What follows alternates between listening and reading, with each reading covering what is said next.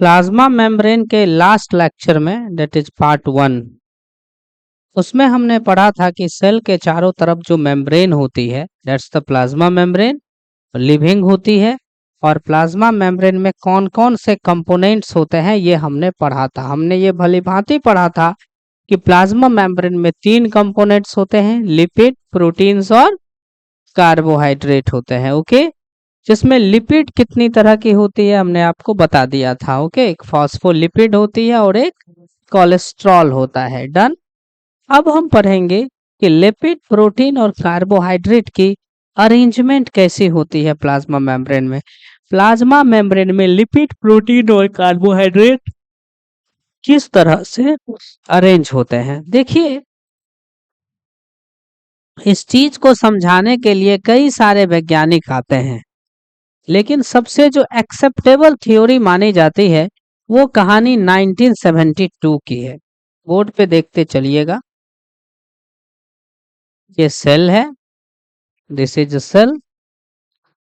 ये रहा सेल का आउटर कवरिंग, क्या बोलोगे? Plasma membrane. This is plasma membrane.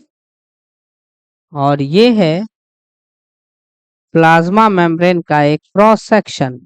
यहां से हमने इसको कट करके और मान लो माइक्रोस्कोप में देखा है। ओके, क्रॉस सेक्शन कहना ठीक नहीं है, एक सेक्शन है जिसको हमने माइक्रोस्कोप पे देखा तो कुछ इस तरीके की कहानी हमें दिखी, ऐसा हमें प्लाज्मा मेम्ब्रेन दिखा। इस तरीके का जो मॉडल है वो सिंगर एंड निकोलसन साहब ने दिया था 1972 में। क्या कहानी है जरा उसको ध्यान से देखिएगा।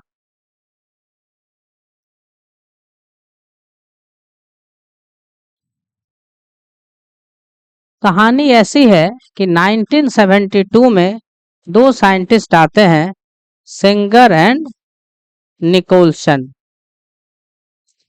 उन्होंने एक मॉडल दिया, that is called fluid mosaic model. Fluid mosaic model. और इस फ्लूइड मोजाइक मॉडल से हमें ये पता चलता है कि जो कंपोनेंट्स है प्लाज्मा मेम्ब्रेन में, that is lipid, that is protein, that is carbohydrate, वो कंपोनेंट आखिर अरेंज किस तरह से है, व्यवस्थित किस तरीके से है। ठीक है, यही हमें पता चला। तो फ्लूइड मोजाइक मॉडल नाम क्यों पड़ा ये भी हम लोग देखेंगे। देखिए, जब इन्होंने अच्छे से स्टडी किया तो इन्होंने बोला कि देखो भैया, ऐसा है कि इसमें फॉस्फोलिपिड का एक समुंदर है। ये वाला जो कंपोनेंट तुम देख रहे हो ना, इस तरीके से देखो, इस तरीके से ये वाला कंपोनेंट, ये हमारा क्या है? फॉस्फोलिपिड है। ठीक है, और ये जो देख पा रहे हो दिस इज कोलेस्ट्रॉल। तो बताया था ना आपको हमने पिछले क्लासेस में कि प्लाज्मा मेम्ब्रेन में जो लिपिड होती है वो 2 तरह की बेटा, फॉस्फोलिपिड और कोलेस्ट्रॉल होता है। तो आइए मोरल ऑफ द स्टोरी पर। ये जो फॉस्फोलिपिड है हमारा, ये 2 लेयर में है। देखो तो एक लेयर ये है इस तरीके से, यहाँ देखो, इसको कम करने दो। एक लेयर देखो तो ये है इस तरीके से, देखो, देख रहे हो। और एक लेयर देखो ये है इस तरीके से, 2 लेयर में है। और ऐसा प्रतीत हो रहा है मानो ये फॉस्फोलिपिड का एक समंदर है, फॉस्फोलिपिड का एक सी है। और उस सी में बीच बीच में प्रोटीन उस तरीके से बिखरे पड़े हुए हैं। कई सारे प्रोटीन इस तरीके से बिखरे पड़े हुए हैं कि मानो इस समुद्र के बीच में आइसबर्ग हो। जैसे कि पूरा समुद्र फैला हुआ है, उसके बीच बीच में होता है ना आइसबर्ग, ठीक उसी तरीके से ये फॉस्फोलिपिड का बेटा समंदर है। और इस फॉस्फोलिपिड के समंदर में बीच बीच में क्या है? देखो तो प्रोटीन्स धसे हुए हैं, इम्बेडेड हैं। क्लियर है?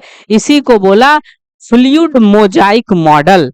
ये तो सेमी फ्लूइड प्लाज्मा मेम्ब्रेन होती ही है, और मोजाइक अपीयरेंस दिया। ये देखने में बीच बीच में जो जहां जहां पर ये क्या बोल रहे हैं उसको हम लोग, फॉस्फोलिपिड के समुंदर में जो बीच बीच में आइसबर्ग के तरह, बर्फ के बड़े बड़े हिमखंड के तरह है ना, ये क्या इसमें फंसा हुआ है? प्रोटीन।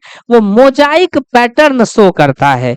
ठीक है, तो इसका नाम हो गया फ्लूइड मोजाइक मॉडल। तो एक तो बेहतरीन क्वेश्चन पूछा जाता है कि फ्लूइड मोजाइक मॉडल किसने दिया था? सिंगर एंड निकोलसन ने। कब दिया था? 1972 में दिया था। और आपको पूछा जाएगा कि ये मॉडल क्या बयां करता है? ये बतलाता है कि proteins proteins as iceberg are are distributed in the sea of phospholipid, in the sea of phospholipid। Phospholipid का समुंदर है ना? और उसमें बीच बीच में क्या फंसे हैं? बर्फ के टुकड़े की तरह क्या इम्बेडेड हैं? प्रोटीन्स उसमें धसे हुए हैं। ठीक है, इट गिव्स, ये कैसा देखने में लगता है? Mosaic appearance. ठीक है, मोजाइक अपीयरेंस, क्योंकि बीच बीच में पैच की तरह वो नजर आता है। It gives Mosaic appearance, so this is called fluid mosaic model. इसमें देखो, ये प्लाज्मा मेम्ब्रेन का एक पार्ट है। देखो दो लेयर में, यहाँ देखो ध्यान से, दो लेयर में है। एक लेयर ऐसे देखो, देख लिए? अरे बोलो। दूसरा लेयर ऐसे देखो, देख लिए? और ये सब बीच में ये ब्लू ब्लू ब्लू ब्लू, ये सब क्या है? प्रोटीन्स हैं।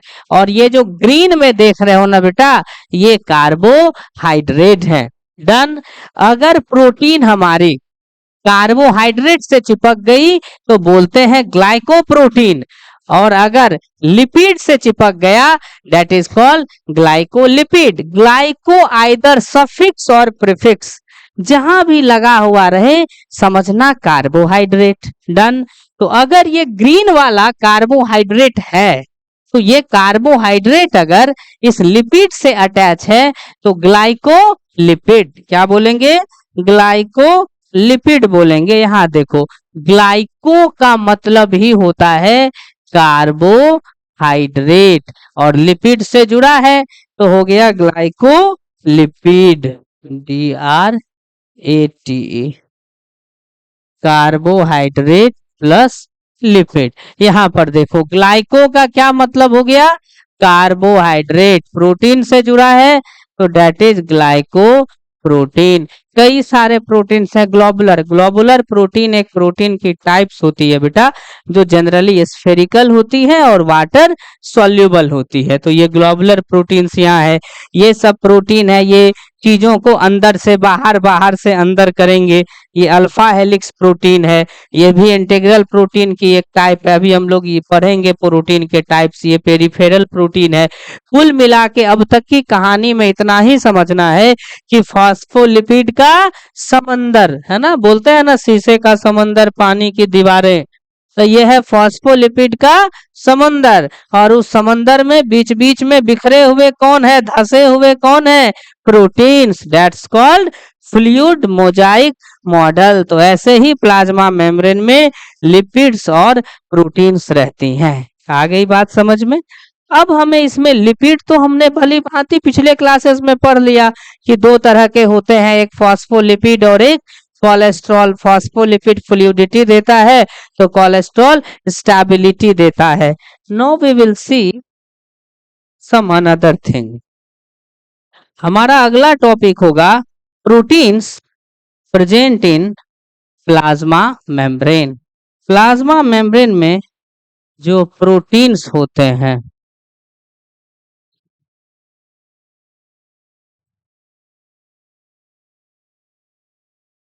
यही होगा हमारा।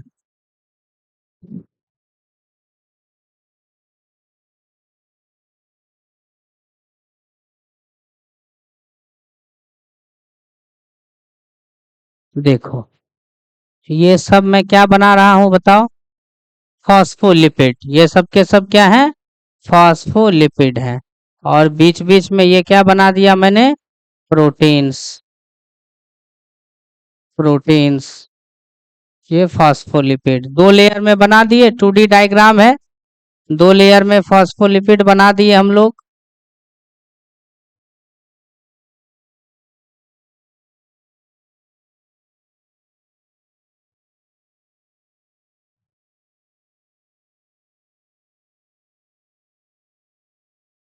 ये प्रोटीन्स बनाओ।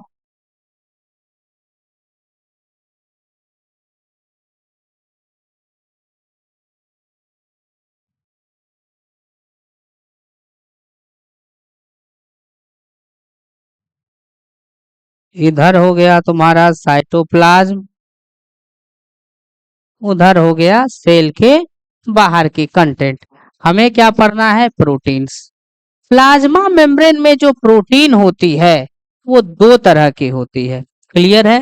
वो कैसे दो तरह की है, गौर करेंगे।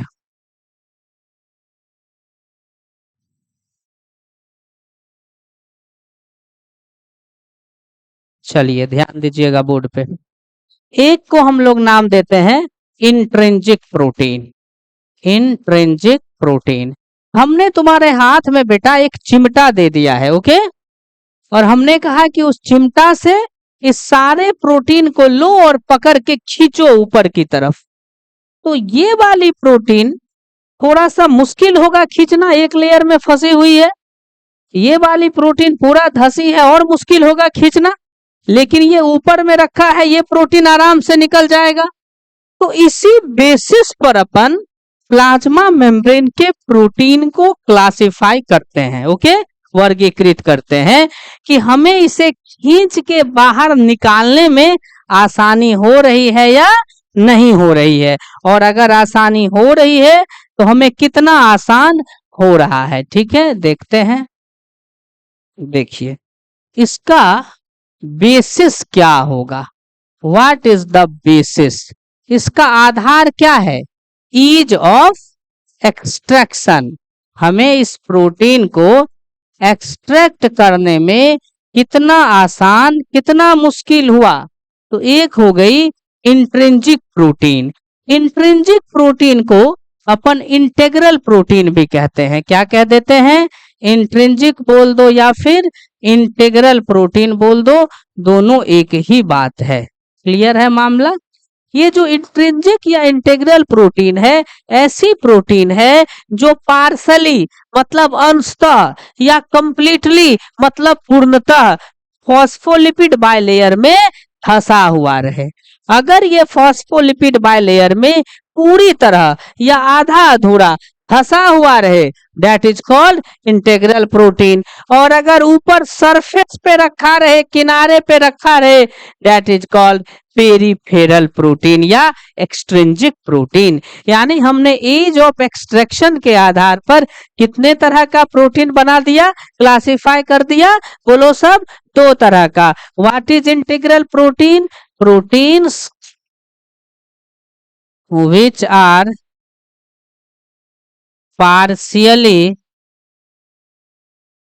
or completely buried in the phospholipid bilayer.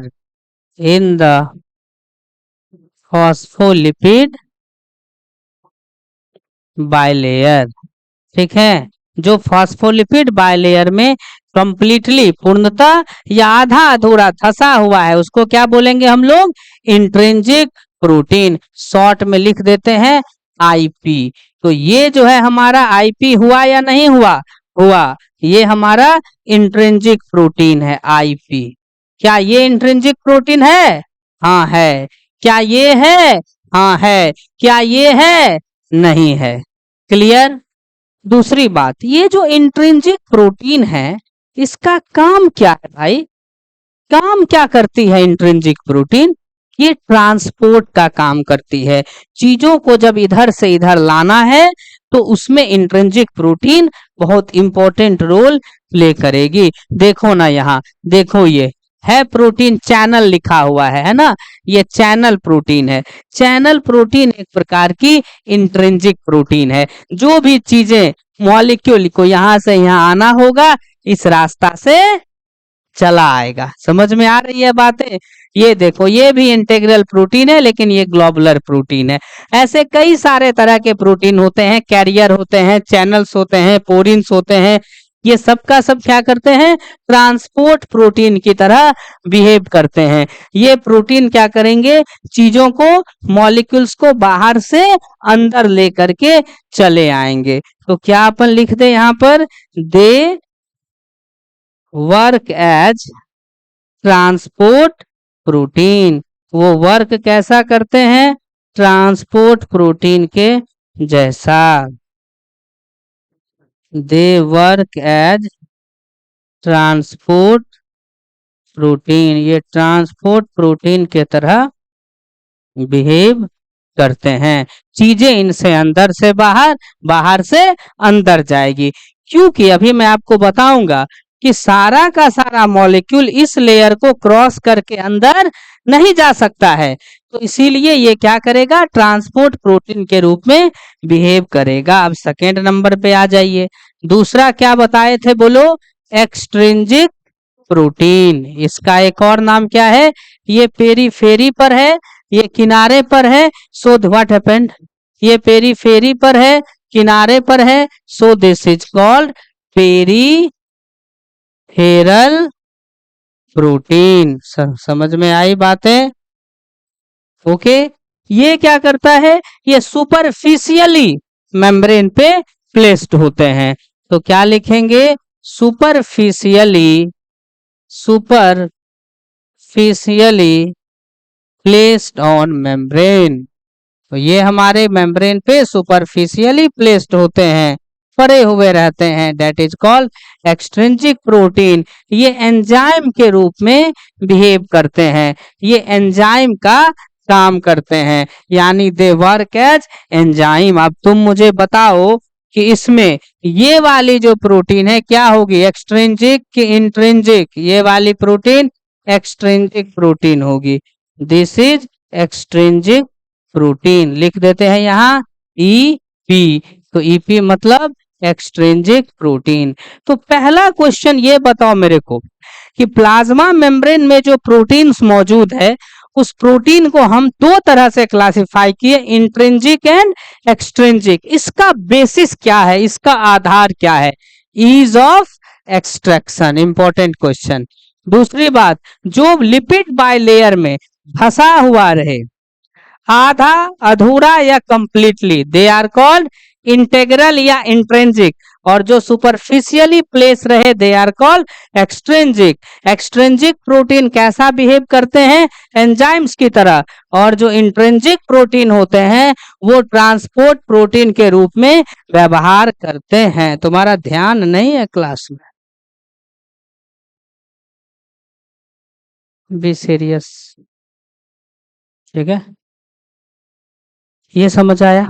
अब आगे देखो, अब एक छोटा सा सवाल है हमारे मन में कि यार सर, आखिर ये जो फॉस्फोलिपिड है ये दो लेयर में क्यों है ना, एक लेयर में क्या मेम्ब्रेन नहीं बन सकता था, बन सकता था। तो ये फॉस्फोलिपिड क्यों है दो लेयर में, है ना, इसको हम आपको समझाते हैं। काफी बेहतरीन क्वेश्चन है ये अपने आप में, कि आखिर ये जो प्लाज्मा मेम्ब्रेन की स्ट्रक्चर है, इस प्लाज्मा मेम्ब्रेन के स्ट्रक्चर में why phospholipid is present in bilayer. देखते हैं, वाई फॉस्फोलिपिड, जो हमारे फॉस्फोलिपिड है, is present in bilayer, वो दो लेयर में प्रेजेंट है, in structure of plasma membrane. Plasma membrane के स्ट्रक्चर में ऐसा क्या है कि फॉस्फोलिपिड दो लेयर में है। उससे पहले हमें फॉस्फोलिपिड मॉलिक्यूल को देखना है, यही है ना फॉस्फोलिपिड की एक मॉलिक्यूल, ठीक है। इस तरह से हम लोग इसको रिप्रेजेंट करते हैं। ये वाला जो पोर्शन देख रहे हो ना बच्चे, ये वाला पोर्शन, इसको हम लोग कहते हैं हेड। क्या कहते हैं, हेड कहते हैं। और इस पोर्शन को कहते हैं टेल, ठीक है। देखो, संसार के जितने भी मॉलिक्यूल्स हैं, तबीयत ज्यादा धोखा दे रहा है।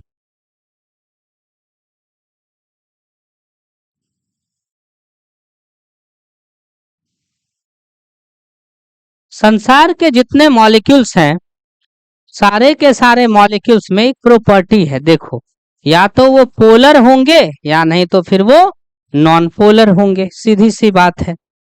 तो जो पोलर मॉलिक्यूल्स हैं वो पोलर में ही घुलते हैं, पोलर मतलब उसमें पोलरिटी हो, ठीक है, वो पोलर में घुलते हैं। सिंपल बोले तो वो पानी में घुल जाएंगे, पानी जैसा बिहेव करेंगे। और जितने भी नॉन पोलर मॉलिक्यूल्स हैं, जैसे कि ऑयल, ठीक है, लिपिड के जितने भी लिपिड वाले मॉलिक्यूल्स हो गए, वो सब के सब क्या होते हैं, नॉन पोलर, वो पानी में नहीं घुलते हैं। याद रखना, लिपिड जितना भी है, जितना भी ऑयली सब्सटेंस है, तेलीय पदार्थ है, कभी पानी में घुलेगा क्या, नहीं, पानी से उनका 36 का आंकड़ा होता है, ठीक है ना। तो हमेशा ध्यान रखिएगा, वो कभी भी पानी में नहीं घुलते हैं, तो उसको हम लोग बोलते हैं नॉन पोलर, ठीक है। ये जो फॉस्फोलिपिड है, कहानी थोड़ी सी इसकी अलग है। इसका जो हेड वाला पार्ट हो गया ना आपका, ये आपका होता है, बताओ पोलर या नॉन पोलर, हेड वाला पार्ट जो है आपका पोलर होता है, ठीक है। और टेल जो है वो नॉन पोलर होता है, क्लियर है। यानी कि हेड अगर पोलर है तो पानी तो पोलर है, यानी हेड को पानी पसंद है, इसको पानी से प्यार है। So this is called hydrophilic molecule. क्या कहते हैं इसको, हाइड्रोफिलिक। तो फॉस्फोलिपिड मॉलिक्यूल का जो हेड होता है वो कैसा होता है, हाइड्रोफिलिक होता है। जबकि जो टेल है नॉन पोलर है, तो क्या कभी ये पानी की तरफ रहेगा, नहीं, इसको पानी को देख के डर लगेगा। दैट इज कॉल्ड हाइड्रोफोबिक, ये हमेशा पानी से दूर भागेगा। हाइड्रो मतलब वाटर, फोबिक मतलब डर, फोबिया, ठीक है, इसको डर लगेगा। हाँ ठीक है। तो यानी कि ये जो टेल वाला पोर्शन है ये नॉन पोलर है, ये हाइड्रोफोबिक है, तो ठीक है, पानी से दूर भागेगा लेकिन तेल की तरफ तो रहेगा ना, लिपिड से तो प्यार रहेगा ना, इसीलिए इसको बोलते हैं लिपोफिलिक। लिपिड को देखते ही इसको फील आने लगता है, so this is called lipophilic. यानी जो हेड वाला पार्ट है वो पानी की तरफ रहेगा, कोई दिक्कत नहीं है, पानी पसंद है, हाइड्रोफिलिक है। लेकिन टेल वाला पार्ट कैसा है, हाइड्रोफोबिक पार्ट है, ठीक है, ये समझ लिए। अब आपको समझ में आएगा मेरा क्वेश्चन। हम एक मॉडल बनाते हैं आपके सामने, मॉडल मतलब वो वाला मॉडल नहीं, प्लाज्मा मेम्ब्रेन वाला मॉडल, ठीक है। यह देखो अभी बना रहे हैं, ये देखो, इस तरीके से इसको करो ऐसे, हाँ, इस तरीके से इसको पहले ड्रॉ कर लो, ठीक है। और बड़ा करते हैं, क्लीन ऑल, और बड़ा करो इसको, सर्किल ठीक बना। आप देखो तीन प्रोबेबिलिटी है, उस प्रोबेबिलिटी को थोड़ा सा समझना।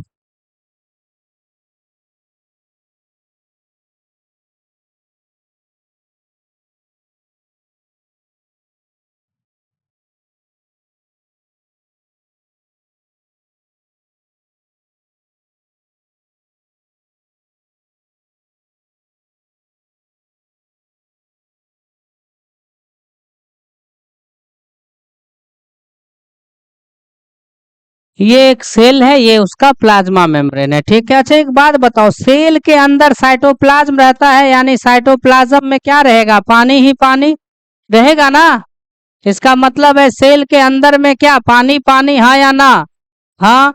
सेल के अंदर में हर जगह एनवायरमेंट एक्वस रहेगा, एक्वस एनवायरमेंट बोले तो हर जगह पानी ही पानी, हर जगह देखो पानी ही पानी, पानी ही पानी, ठीक है, ये देखो।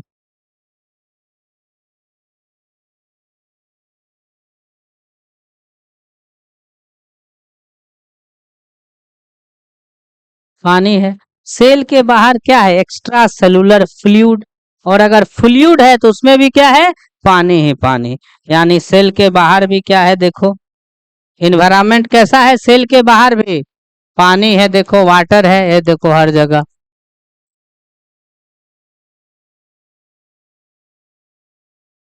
सेल के बाहर भी इन्वायरमेंट कैसा है, एक्वस, यानी पानी ही पानी। यहाँ भी इन्वायरमेंट एक्वस है, यहाँ भी इन्वायरमेंट एक्वस है, यहाँ भी इन्वायरमेंट कैसा है, एक्वस है। ठीक है, इतना समझ लिए। अब हम एक एक करके चलो बना के बताते हैं कि सिचुएशन कैसी है। चलिए इसको ऊपर कर दीजिए। अब देखिए,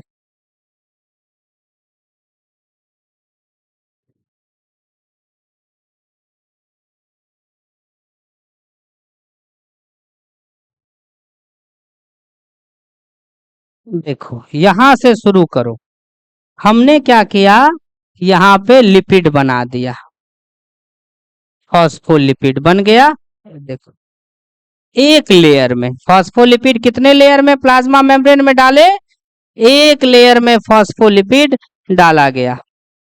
जैसे ही एक लेयर में फॉस्फोलिपिड डाले कि समस्या खड़ी हो गई। क्या समस्या खड़ी हो गई, अब तुम खुद जवाब दोगे। यहाँ देखो, समस्या ये खड़ी है कि अंदर क्या है, इन्वायरमेंट बोलो तो एक्वस है, मतलब अंदर में पानी है। तो हेड इसका कैसा है, हाइड्रोफिलिक की हाइड्रोफोबिक। यहाँ देखो, हेड कैसा है, हाइड्रोफिलिक यानी कि पोलर, यानी हेड को पानी पसंद है, इसको पानी से प्यार है, पानी से प्यार है। ठीक है, पानी से इसको प्यार है। ठीक है, तो हेड को पानी पसंद है, तो हेड को कोई दिक्कत है नहीं है, हेड आराम से रहेगा, कोई दिक्कत नहीं है। टेल को पानी पसंद है क्या, नहीं, टेल रहना चाहेगा, इधर उधर भागेगा। यानी ये हो गया आपका अनस्टेबल सिस्टम। कैसा सिस्टम हो गया ये, अनस्टेबल सिस्टम। यानी एक बात तो तय है कि इस तरीके से हम लोग कर नहीं सकते, एक लेयर में ये नहीं रह सकता। ठीक है, इसके बाद कोई बात नहीं है। हेड दिक्कत टेल को हो गई।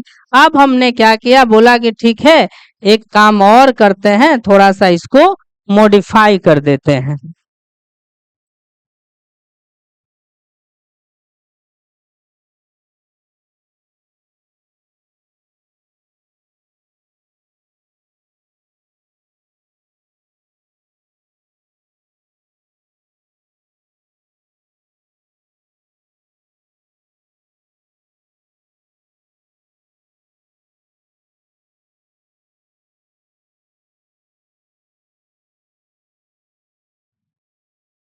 अब इधर आ जाओ। अब हम इसको क्या किए, पलट दिए, पलट के बनाओ इसको, इस तरीके से बना लिए,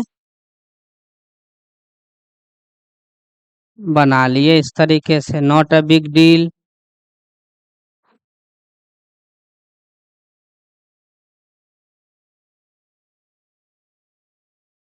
अब देखो तो पलट के इसको बनाए हैं,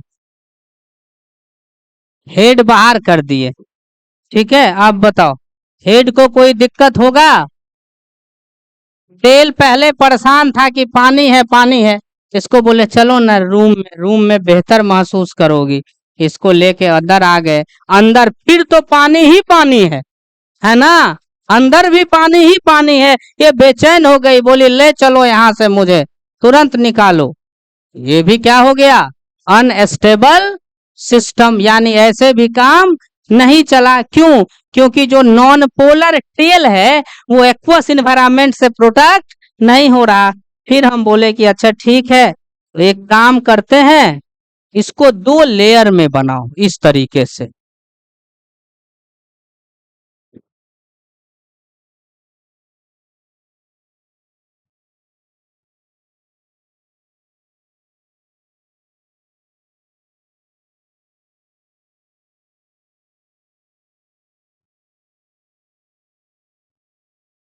डन।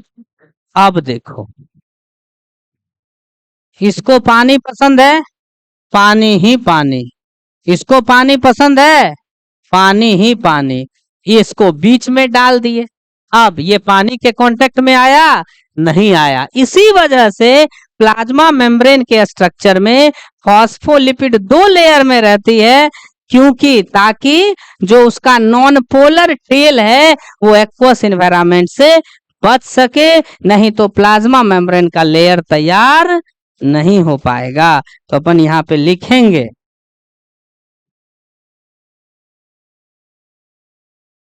हम लोग यहाँ पे लिखेंगे वेट, हाँ, phospholipid, phospholipid is present in bilayer to protect non-polar tail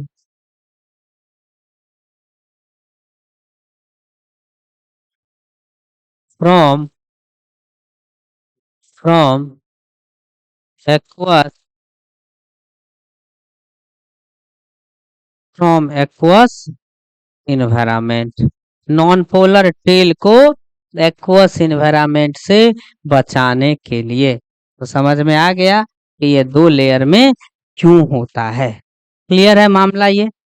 अब हम तीसरे नंबर पर आ जाते हैं कि यार भाई ये जो कार्बोहाइड्रेट है प्लाज्मा मेम्ब्रेन में, है ना कार्बोहाइड्रेट, यहाँ देखो ये वाला पोर्शन देखो ध्यान से, ये सब क्या है, कार्बोहाइड्रेट ही तो है।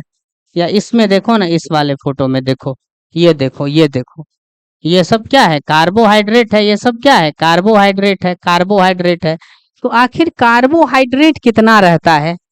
पहली बात, कार्बोहाइड्रेट सबसे कम रहेगा प्लाज्मा मेम्ब्रेन में। दूसरी बात, जब भी रहेगा ये बाहर की तरफ रहेगा, नीचे की तरफ साइटोप्लाज्म की तरफ नहीं रहेगा। ये याद रखना, plasma membrane is always present towards outside. Plasma membrane जब भी, ये सॉरी, कार्बोहाइड्रेट जब भी रहेगा ऑलवेज प्रेजेंट आउटसाइड, बाहर की ही तरफ रहेगा। और अकेला नहीं रहेगा, फ्री फॉर्म में नहीं रहेगा, या तो प्रोटीन से अटैच रहेगा या तो लिपिड से अटैच रहेगा। देखो यहाँ गौर करके, मैं तुम्हें तुरंत दिखा रहा हूं, देखो ये कार्बोहाइड्रेट है, किससे चिपकी हुई है, लिपिड से। ये कार्बोहाइड्रेट है, किससे चिपकी हुई है, प्रोटीन से। ये कार्बोहाइड्रेट है, किससे चिपकी हुई है, लिपिड से। यानी carbohydrates are never present in free form. Carbohydrate कभी भी फ्री फॉर्म में नहीं रहते हैं। मेरी तबीयत साथ हाथ छोड़ रही है ना, इसीलिए कहा गया है सर्वमन्नत परित्यज्यम शरीरम अनुपालियेत। सब कुछ छोड़ छाड़ के पहले शरीर का ख्याल रखना चाहिए, लेकिन कहाँ हो पाता है। देखो क्या लिखेंगे, कार्बोहाइड्रेट, बस ये लास्ट बात पता चलेगा कि यहीं पर वॉमिटिंग हम कर दिए। कार्बोहाइड्रेट पहला पॉइंट क्या लिखेंगे, मिनिमम, सबसे कम पाया जाता है। दूसरा क्या लिखेंगे, ऑलवेज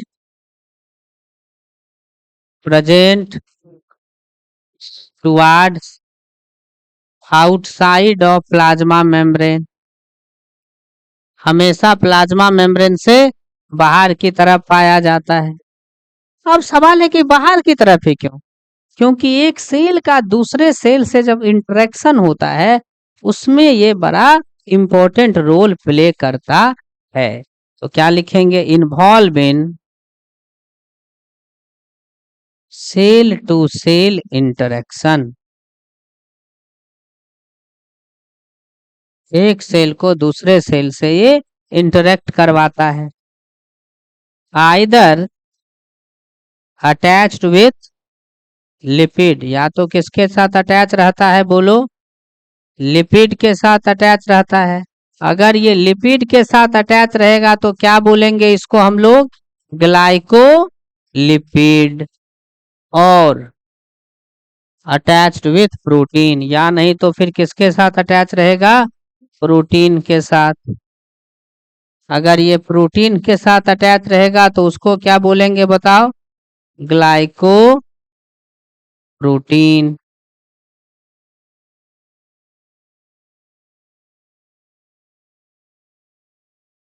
समझ में आ गई बात है। तो यही सब कुछ खास बातें हैं। तो आज हमने फ्लूइड मोजाइक मॉडल देखा, किसने दिया था बताओ, फ्लूइड मोजाइक मॉडल को किस साइंटिस्ट ने दिया, यही है तुम्हारा फ्लूइड मोजाइक मॉडल। कौन से साइंटिस्ट ने इसको दिया है बताओ, फिंगर एंड निकोलसन ने दिया इसको।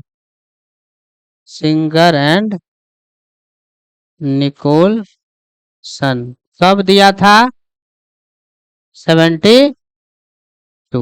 ठीक है, क्या बोला कि भाई साहब इसमें कुछ नहीं है, फॉस्फोलिपिड का एक समंदर है और उस समंदर में प्रोटीन कुछ ऐसे बिखरा पड़ा है जैसे मानो कि समुद्र में रियल में हिमखंड यानी कि आइसबर्ग्स बिखरे पड़े होते हैं। बस यही कहानी है। चलो यहाँ से लिखो, यहाँ से लिखो।